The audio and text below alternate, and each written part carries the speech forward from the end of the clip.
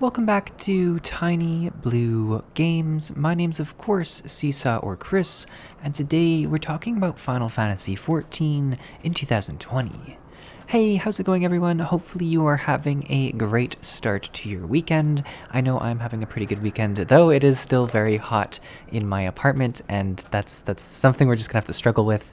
But I like to imagine I'm out in the Churning Mists around a campfire, and we are gonna tell some stories, because today we're gonna take a break from doing instances. It seems like the last few videos have been like dungeon, trial, dungeon, and I have another dungeon coming up soon.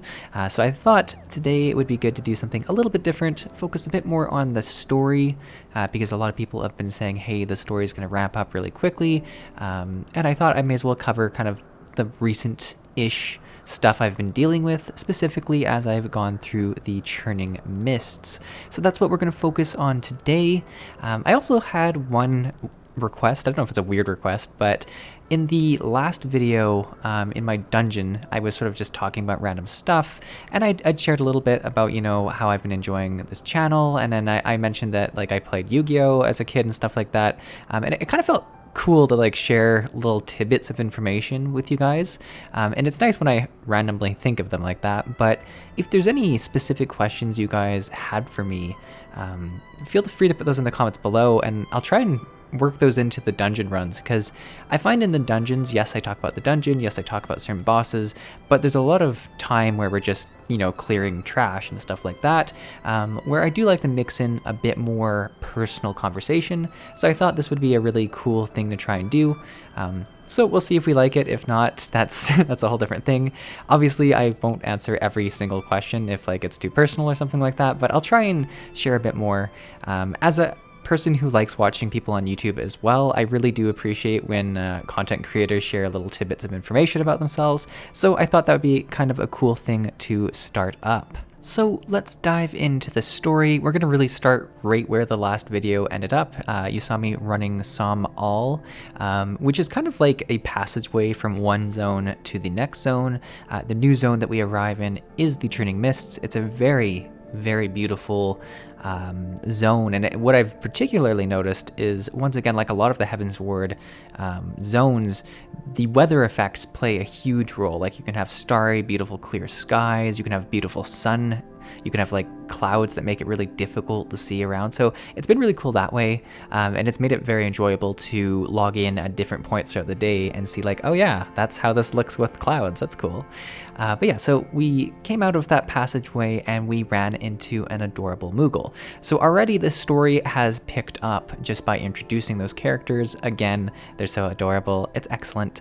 And we had the idea, I forgot who exactly had the idea, I'm just going to steal credit for it as the Warrior of Light does, and say that we thought, hey, if the Muggles live here, they probably have a way to reach the dragons. And specifically we're talking about the, I'm going to really suck at saying this throughout this, and I apologize, Heavensward. Heavensward. That's how we're going to say it. I'm super sorry if I'm butchering it. And I've even heard it in the, like, the voiceovers, so it's, I don't know, it's just bad. That's how I say it, Heavensward. So they had the idea to try and track down the Moogle, which we do, or attempt to do, and we have some issues finding where it hid. So we're like, where do we know Muggles? So we go all the way back to sort of the starting towns, and we talk to Cani Senna, which was one of the first sort of chieftains that I don't know if she's a chieftain, but she's one of the very important people you talk to when you start the game. So it's really cool that they're bringing in kind of like the old world and mixing it with Heavensward. And they've done that a few times throughout this entire process, where we'll do a bunch of dragony new stuff and get a lot of new lore, and then all of a sudden we'll be back dealing with the Sultana, and then we'll go back there. So it's kind of been a nice shift that way. But we go talk to her. We talk to her and Kuplokop, the Moogle that we like kind of run into at the very start of the game. So it's also very cool that they're bringing him along, and the two of them travel with us back to the Churning Mists to go and discuss how to kind of bring out these Moogles and sort of interact with them. So we do bring them back with us, and they have some ideas that involve flashing lights and cool noises, because that's obviously what's going to attract Moogles. And they do that little show, and they bring them out of hiding, and we get to talk to the chieftain, which is a big Moogle, which is adorable, and I believe his name's Moglin. Moglin the Moogle. He's the chieftain. He gets along well with our Kuppelkop. They kind of like share stories and bond over their similarities, which is nice. And mostly we do a bunch of favors for him, as you do in MMOs, some quests, you know how it is. So we have to prove ourselves, at which point they're gonna talk to us and sort of reveal the secrets to talking to dragons. So once we earned enough reputation, I guess, with the Moogles, we do end up getting a horn to use to summon Heavensward to talk. So that's kind of that portion of the story done, and we move on with a Moogle, which I'm sorry, I forget his name. I apologize to him, but he leads us to where we can blow the horn to get the attention of the dragon. It's this huge, crazy structure that, like, looking at it, it just goes up and up and up, and it's actually like one of the biggest structures I've seen in an MMO, which is really, really cool. Like, it's just always really cool when you're in a video game and something is so, like, it stands out so much, even though it's, you know, fake, it's a video game, and even then you look up in awe and you're like, oh my god. So that was definitely a really cool moment when I was walking in and it slowly came into view. I was like, look at how big that is. Yeah, so fun times. So we go there, we blow the horn, Heavensward comes, and we have a conversation that kind of a lot of the story has been leading up to. Certainly the last few story beats have been all about us getting this conversation. The conversation does not go well. First off, Lady Iceheart, who kind of was like, oh, this is gonna go pretty well, like, I know the dragons, this is gonna go good. A lot of what she thought did not happen. First off, she learns that it's not actually Shiva that she's been channeling. From what I understand, it's just Heavensward, like, playing a trick on her or something like that. Like, he's just like, haha, you thought that was actually a primal or whatever. That was just a laugh for me. So yeah, she's pretty crumpled, because like her entire, I want to say, like, belief system was shattered. And we even see it on the way out, where Estinian's like, yeah, there's no helping her. She's like, her life is crumbled, it's interesting to see that story arc there, where, you know, a few patches ago, she was such a powerful, majestic character that you kind of felt like she knew a lot more than you did about what's going on in the world. And just like that, this dragon brings her down like she's nothing. So it was a really cool switch that way. I really enjoyed that. The other big thing we do learn, and this is kind of bad for Estinian, is Heavensward kind of shares his views of how the initial dragon fight started. The big thing we learn is that kind of as opposed to what we thought, where sort of soldiers got attacked by dragons and ended up taking an eye with them, and then learning that the eye was quite powerful, and then the dragoon came and all that. I'm missing a lot of details and names there, but that's kind of what I understand to be the original story. What we learn instead is that the humans, they knew that the eyes were powerful, and they actually went to hunt and take a dragon's eye for themselves, which is the initial attack that kind of starts this whole dragon war. So it's kind of a big flip, because it definitely puts the humans of Ishgard kind of as the main antagonists, and the dragons are kind of just getting revenge. However, the biggest thing that is revealed is, you know, the idea isn't for the dragons just to defeat the humans. They want to keep this dragon fight going on for eternity, and that is the punishment, is the ongoing battle. And specifically, he makes note that when soldiers or heretics have kind of been defeated on a spiritual level, they'll transform into dragons. And Alpha Note's like, oh yes, we've seen heretics do this. He's like, yeah, that's the whole point. They kind of spawn our new soldiers that you're fighting. So it's kind of a cycle that turns our own people against, our Ishgard's own people against them. From what I understand, I might have been very confused. It was story time. I was trying to soak in all of this information and take notes. I'm sure you guys will point out anything I missed throughout this, because it's obviously a very important conversation, because up to this point, the goal was to meet with the dragons and try and stop this peacefully, that's obviously not on the table anymore. So after this conversation, we kind of as a group decide what our next play is. Estinian's like, okay, we did it your way, now it's time to do it my way. His way's always been to go and kill some dragon, which is probably the more enjoyable thing to do as a MMO player. So he wants to move to the Aerie, I don't know, that's just how we're gonna say it. It's kind of the lair of Nidhogg. So we traverse across the map a little ways, and we see in the distance, we see the Aerie, which is protected by tempestuous wind, which Alphino remarks is similar to how Garuda, the primal, was protected. And we remember back, way back now really, we had to get the Enterprise to be able to kind of get into her lair to fight her. So that's kind of the similar thing we have to do with this situation. And because of that, we decide to turn to Mr. Sid, who is always there to lend a hand to us. So we go and talk to Sid about this, and he mentions that the Enterprise is probably not agile enough, specifically as there are dragons that can just take it out as it flies there. And he says that Biggs and Wedge have been working on some specific vehicles that might work better. And these, I think, are called mana cutters, from what I understand, and they're more lightweight, quicker, agile vehicles that should be able to transport us to the fight without getting just destroyed by dragons. At least that's the hope.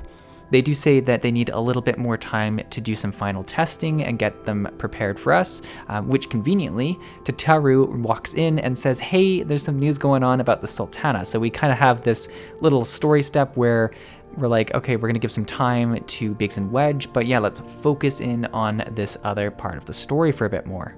So this is definitely one of the story steps I've been waiting to see have a resolution. As you know, it's gone on for quite some time. Back in the Realm Reborn end of the story, we saw that the Sultana drank something and appeared to die. I did air quotes there on the ground. As time's gone on, we found little clues that she might not be dead, she might be unconscious, she might be sleeping, and now we hopefully have the last bit of our information to figure out the rest of the story. So we do travel to the Waking Sands. It's been a while since we've gone to the Waking Sands, which is nice. I really enjoy that little stretch of land between where I can teleport and where I have to enter the Waking Sands. You know what I'm talking about, that fun little walk that I've done like a million times. So I did that, and we arrive, and most importantly, we find that Rahuban has found a way to sport one arm and look fashionable at the same time. Perhaps less important, we also found that he has some information about a specific potion that makes someone look like they're unconscious or sleeping or dead, which is probably heavily linked to the Sultana.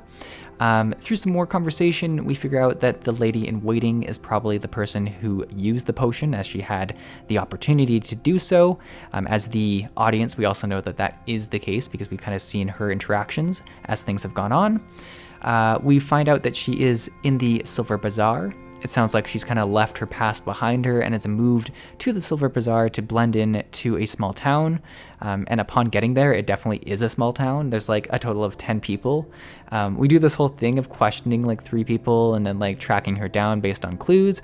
But in reality, I went into like 4 different houses, which there's like maybe 5 different houses, and I found her in the 4th one. So I feel like we could have just gone through some houses and found her that way. Once we do find her, she pretends that she doesn't know us. It looks like we're gonna have to like intimidate her, and I was kind of excited to see some serious questioning go on. See Rauban get angry. There's some anger there for sure, as we've seen him attack some people before. But it didn't come to that, as Lolorito and Duala, they show up right at the exact time that they needed to, as is typical villain, and they decide to reveal their point of view of the plan as things have gone on. And this is a very interesting move. It's definitely something I didn't necessarily see happening. I kind of thought that they would stay removed. Well, specifically, Lolorito would stay removed, and he would kind of like just let things settle out and still be like pulling the strings as kind of a puppet master in the distance. But he got right in there and decided to try and make peace and sort of move on with the situation, which is just an interesting story step. So what we do find out and the way they kind of frame this is that most of the blame is on Teleji and Ilbred. That they're kind of the bad apples, that have really been the ones that have wanted to cause pain to certain people. Yes, obviously they, Lotharito has done some bad stuff, he owns up to that, but it is mostly Teleji and Ilbred that are to blame for this, and that they're both no longer, one of them's cut in half, the other one is apparently no longer employed by him, whatever that means. So that's kind of where that's left, and he ultimately gives an antidote to the potion, which is I guess the biggest peace offering, which Raoban accepts and takes to go wake the Sultana, which she does wake. She's got some adorable stuffed animals on her bed too, which I don't know if that's a key part of the story, but it was definitely something that I was like, oh my god, look how cute they are. So he goes and wakes her up, and she's fine. It's exactly as Lotharito said, which is great. And that kind of earns a bit of trust, because that was kind of what Lotharito was saying, is that the initial plan was to kill her, and he was like, okay, we can just do this instead. So there's a glimmer of good there, but the intentions are still kind of bad, which, is talked about. The last part of this little step here is that Lotharito reveals that the Garlands have been making moves. They've been trying out new ships, and that their most recent test has had a lot of success. And he ends on saying that, let's put all of this behind us, all of this chaos behind us, and focus in on defending the nation against the Garlands again. So he definitely wants to sweep this under the rug, which is pretty suspicious of he might still be making some moves in the background. Certainly the way, there's a lot of pretty big stuff that was happening, like Raoban was going to get executed, a lot of our friends are still missing from this whole encounter. So I for me as a player, this isn't swept under the rug yet. I'm still very suspicious, but we'll have to see how this plays out. So this leads us to the final sort of step in this chain of events, which is Alphinaud is moping once again, believe it or not. He's upset about the whole Crystal Brave situation, definitely blames himself for a lot of that, gathering everyone, the whole betrayal and everything. And he's just generally upset about that. He's an emotional guy, we get that. There are apparently still some Crystal Braves that are loyal to him. Alphinaud goes back to meet with them, and upon meeting, he's going to kind of try and disband the group, but they sort of say, no matter what, we're going to fight for the cause. So it was kind of nice for him to see that he had fostered some soldiers that do have the right ideals and do obviously have a lot of passion, so that was kind of nice to see. Once that concludes, we go back and meet Sid, Biggs, and Wedge back in Ishgard, and we learned that the ships are ready to roll. We go with Estinian, and eventually Alphinaud comes a bit late to talk to Emmerich and tell him about our plans. Upon learning that we're going to take the fight to Nidhogg, he wants to come with us, but Estinian points out that his role is to defend the city, and that obviously we can't leave the city without the proper protection, and specifically a person of power that is kind of allied with us, so we leave him there. Alphinaud also wants to come. Estinian points out that he's too weak for it. I'm sure he won't mope about that, but I'm sure that'll come up again. They've got a really interesting relationship, Estinian and him. Definitely kind of I think one of my viewers in a comment below pointed out it's kind of like a father-son relationship, and after hearing that, I definitely see it, where he makes remarks that, Alphinaud has some really good sense for how old he is. And I don't know, it's just a very interesting relationship there. I've really enjoyed watching them together. Overall, actually, the foursome of the Warrior of Light, Alphinaud, Estinian, and Lady Iceheart has been one of my favorite parts of the Heavensward story so far. It's definitely been fun to travel with such a tight-knit group and actually have them come more into the field instead of always going back to the Waking Sands as we did in A Realm Reborn. This time we kind of have a lot more interaction out doing the quests and stuff like that, which is really cool. All of this said, our final step is that the ships are ready for our travel to the Eyrie, but that's of course a story for another time and another video. Thanks for watching, everyone. Hopefully you enjoyed this video. Let me know. It's kind of a merge of a bunch of different formats that I've done for other videos where I'm reacting to parts of the story, but it's obviously not live, which allows me to cover a lot more distance in a shorter video. So let me know if you enjoy that. As I mentioned at the start, if you do have any questions for me that you want sort of looked at in the next video, do put those questions in the comments below and I'll pick some of them to tackle as we go through our dungeon. I probably won't take all of them, and I'll just sort of create a bank of questions and I'll just keep taking them as I need them. So that would be great. But yeah guys, thanks for watching. I'll see you in the next video.